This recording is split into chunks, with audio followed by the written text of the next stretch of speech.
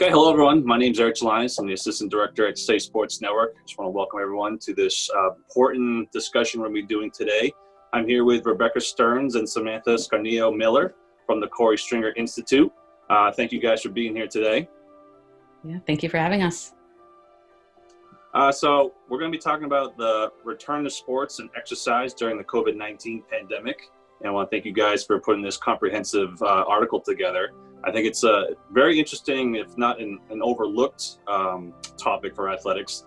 I mean, there's so many people that are worried about just getting back to sports, and it's the things like this that can be overlooked. The safety of actually being during activity. What strategies that would you feel are the most important that coaches should be utilizing during this time period?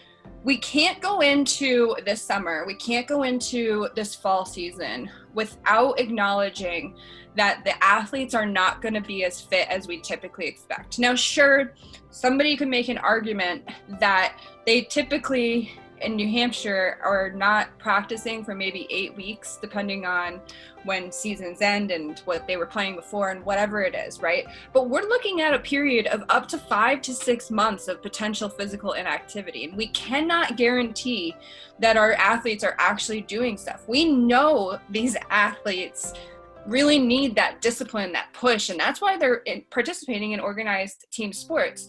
So coaches need to make sure that you're acknowledging, do not go into that first day and do a 10-mile run with 100 push-ups and 100 burpees. It's not gonna end well for you, and it could end potentially fatally for your athletes.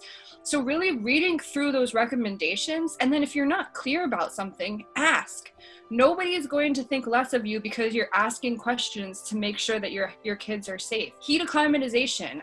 Unfortunately, we've already had 2 deaths in the past 3 days around the nation.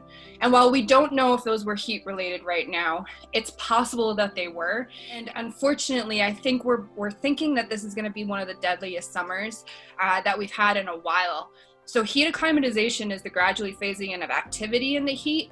So once you've gotten people exercise acclimatized, then you need to worry about heat acclimatization. And that's going to be something that we always need to keep in the back of our mind, that we're using to really guide making sure that we're being safe. It's going to take much longer than other years. You might have done heat ac for 7 days last year, but this year we might be looking at 21 days between exercise acclimatization and heat. And that's okay, because that means that you're going to save kids and you're going to reduce injuries. Would just add one small thing, is just that,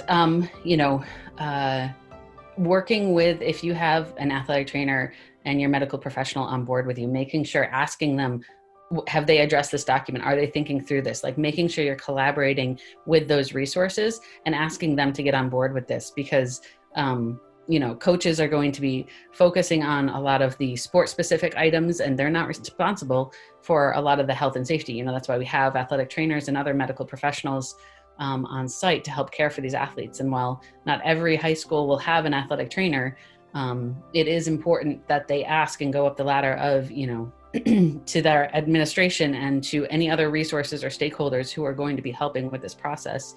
Do we have these things in place? Can we get these things in place? Because I know as a coach, I would not want to be responsible for some of these items, nor should they be, because they are focusing on the sport-specific tasks. And a lot of these are going to be the responsibility of the medical professionals and the administrators to make sure that these are in place. So again, just being proactive and advocating for yourself to make sure you are in a good position when you're bringing your athletes back. I want to thank you guys for taking some time out today to go over this unprecedented times we're living in. And, it's great that we have, experts in the field to help guide us through these times. So from everyone here at Safe Sports, I want to thank you guys so much. Safe Sports Network is your source for youth sports safety information. We're supported by the community. If you would like to donate, visit our website to learn more.